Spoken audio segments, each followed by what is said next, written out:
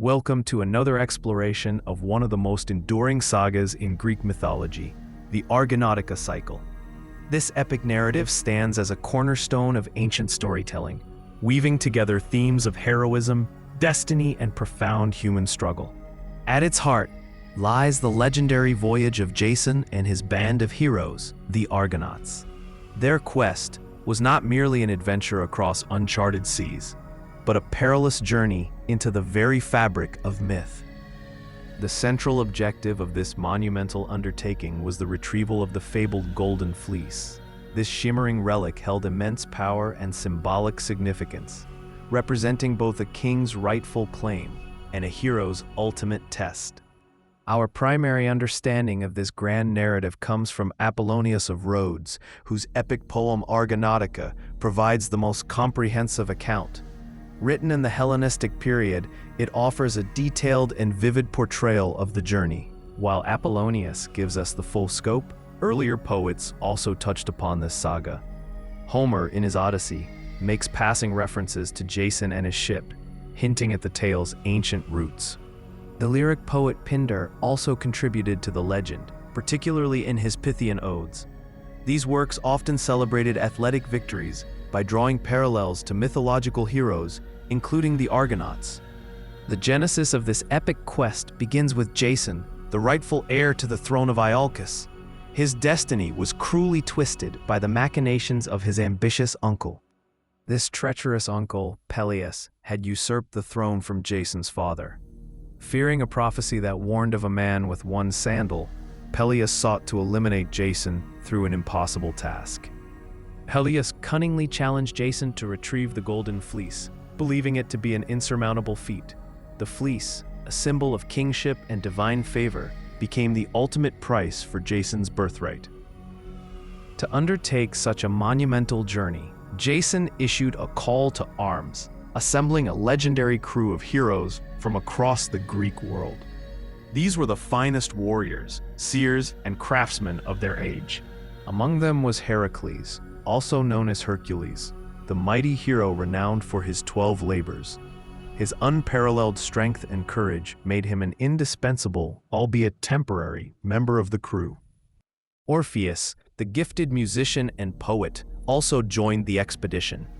His enchanting lyre could soothe savage beasts and even calm the most tempestuous seas, proving vital in many dire situations. The twin brothers Castor and Pollux, known as the Dioscuri, lent their martial prowess to the cause. Castor was a master horseman, while Pollux was an unmatched boxer, both formidable in battle. Even the swift huntress Atalanta, a formidable warrior in her own right, sought to join the Argonauts.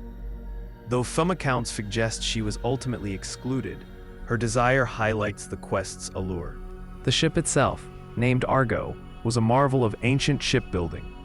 It was said to be blessed by the goddess Athena, who incorporated a piece of sacred oak from Dodona into its prow, granting it the power of speech. The journey itself was fraught with numerous perilous trials, each testing the hero's resolve and skill. From monstrous creatures to divine wrath, danger lurked at every turn. One early encounter brought them to the island of Lemnos, inhabited solely by women who had murdered their husbands. Here, the Argonauts faced a different kind of challenge, one of temptation and delay. Navigating the treacherous clashing rocks, known as the Symplegades, demanded immense courage and divine intervention. These colossal rocks guarded the entrance to the Black Sea, crushing any ship that dared to pass. Further into their voyage, the Argonauts faced the monstrous harpies, winged creatures with the faces of women and the bodies of vultures. They tormented the blind prophet Phineus, stealing and defiling his food. Finally, their journey led them to Colchis, the distant and formidable kingdom ruled by the fearsome king Aeetes. This was the land where the Golden Fleece was jealously guarded.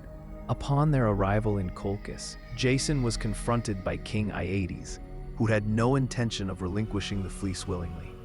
Instead, he set Jason a series of seemingly impossible tasks. These tasks included yoking fire-breathing bulls, plowing a field, sowing dragon's teeth that sprouted into armed warriors, and then defeating these earth-born men. Jason's fate seemed sealed. However, fate intervened in the form of Medea, the sorceress daughter of King Aeetes. Her powerful magic and cunning intellect would prove instrumental in Jason's success. Medea, struck by an overwhelming love for Jason, defied her father and used her formidable magical abilities to aid him. She provided him with potions and advice, enabling him to overcome Aeetes' deadly challenges. With Medea's crucial intervention, Jason successfully acquired the Golden Fleece. This monumental achievement marked the culmination of the Argonauts' primary quest, but their trials were far from over. The return journey to Iolcus proved to be equally perilous, filled with vengeful pursuit and further mythological encounters. Aeetes, enraged by Medea's betrayal, pursued them relentlessly. Medea, having abandoned her family and homeland for Jason, made an irreversible choice. Her actions were driven by a passionate, all-consuming love that would soon turn to bitter resentment. Medea's subsequent actions, both during the escape and in the years that followed, were a complex tapestry of love, vengeance, and profound betrayal.